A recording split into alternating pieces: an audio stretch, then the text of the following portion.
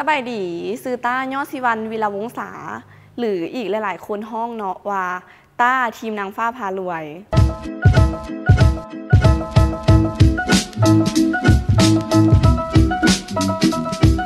ก่อนที่ว่าต้าสิมาขายเครื่องออนไลน์เนาะต้าก็ได้ประกอบอาชีพเป็นแม่ค้าทั่วไปหั่นแหละตั้งแต่ว่าเขาขายอยู่ตลาดซื้อๆเขาเป็นแม่ค้าเสื้อผ้าธรรมดาแต่ว่าการขายเสื้อผ้าธรรมดาเนาะมันเฮ็ดให้แบบว่ามันรายได้มันบ่พอจุนเจือครอบครัวค่ะนะแล้วเขาก็ต้องแบบว่าหาอาชีพเสริมก็เลยแบบว่ามาเห็นช่องทางก็คือการขายเครื่องออนไลน์นี่แหละ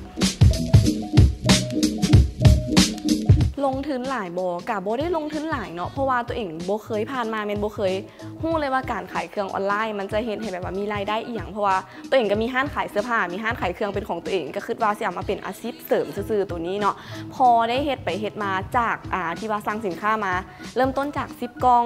ก็มาเพิ่มเป็น20 กล่อง30 กล่องอย่างไปแล้วก็เพิ่มสต็อกของตัวเองขึ้นเพิ่มขึ้นจังซี่ด้วยที่ว่าการที่ว่าตัวเองดุโพสต์มันโพสต์อย่างนี้ล่ะแรงบันดาลใจของตัวเองก็คือว่าตอนยังน้อยเนาะตัวเองเป็นคนที่ว่ามักค้ามักขายมักอาชีพการค้าการขายเพราะว่าเนาะเห็นแม่ขายเครื่องมาตั้งแต่น้อยแม่ก็เป็นพนักงานธรรมดานี่แหละแต่ว่าเนาะเวลาที่ว่าเพิ่นไปการเวลาที่ว่าเพิ่นไปเฮ็ดเวียกอย่างต่างๆเนาะต้าก็จะเห็นเพิ่นแบบว่าเอาเครื่องเอาของอย่างใส่กระตาไปแล้วก็เอาไปขายอยู่น้ำโครงการเพิ่นหลังจากที่ว่าเลิกเวียกเลิกการมาเนาะแม่กับตอนนั้นมีแม่มี2 คนมีไอ้น้องอยู่2 คนกับมีทั้งตัวเองแล้วก็ทั้งน้องแม่ก็ได้แบบเอาตัวเองนี่แหละเอาต้านี่แหละใส่ล้อกับน้องยู่ไปเลาะขายเครื่องอยู่ตามบอนนั่นบอนนี่แล้วก็ตัวเองก็เลยแบบเห็นแม่ขายเครื่องมาตั้งแต่น้อยนะแล้วแบบว่ามันก็เลยแบบว่าซึมซับมาตั้งแต่น้อยนะว่าตัวเองนะมักอาชีพค้าขายเพราะแบบว่าเวลาที่ว่าตัวเองใหญ่ขึ้นมาเนาะเฮียนจบแต่กะบ่ได้ไปเฮ็ดเวียกต่อเพราะว่าเขาคิดว่าแบบการที่ว่าเขามานั่งกินเงินเดือนอย่างสินะมันจะเฮ็ดแบบมันคือสิบ่พอสำหรับเขาเพราะว่าตัวเองที่ว่าคือต้าเนาะเป็นคนที่ว่าจ่ายเงินแบบเก่งหลายนะก็เลยคิดว่าจ่ายเงินเก่งข่อยก็ต้องหาเงินให้มันได้เก่งๆสิก็เลยแบบว่าอาชีพค้าขายนี่แหละเป็นอาชีพนึงที่ว่าเฮ็ดให้เขานะมันน่าจะมีรายได้ตัวนี้เนาะต้าคิดว่าบ่เมื่อยเพราะว่าเนาะมันเป็นอาชีพที่ตัวเองมักคือเฮาเฮ็ดในสิ่งที่เฮามักเนาะเฮาเห็นตัวแทนเฮามีรายได้แล้วก็น้องๆอ้ายหลายๆคนที่ว่ามาขายเครื่องนำเขามีรายได้เนาะบางคนที่แบบว่ายังเป็นนักเรียนอยู่แต่ว่าก็เห็นตัวแทนหลายๆคนเนาะมาบอกเขาว่าแบบเฮาได้ขายเครื่องช่วงนี้เฮาบ่ได้ขอเงินพ่อเงินแม่ไปจ่ายค่าเรียนเลยเฮาอยากได้อีหยังเฮาก็แบบบ่ได้ขอเงินพ่อเงินแม่อย่างเลยเนาะแล้วก็พวกที่ว่าเป็นอ้ายน้องพนักงานนี่อย่างต่างๆสิเขาก็มีรายได้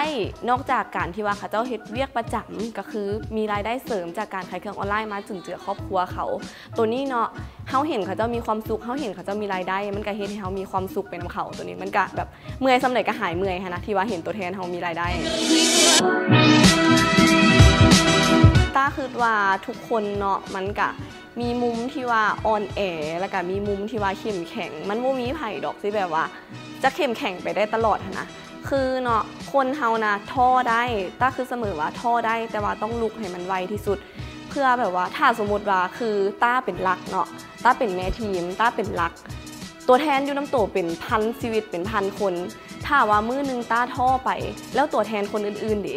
เขาเป็นรักถ้าเขาล้มแล้วเขาเจ้าซียูจังไหนเขาเจ้าซีเฮ็ดแบบไหนคะนะก็ฉะนั้นแบบตัวเองก็เลยแบบว่าพยายามบอกตัวเองตลอดเลยว่าตาห้ามท้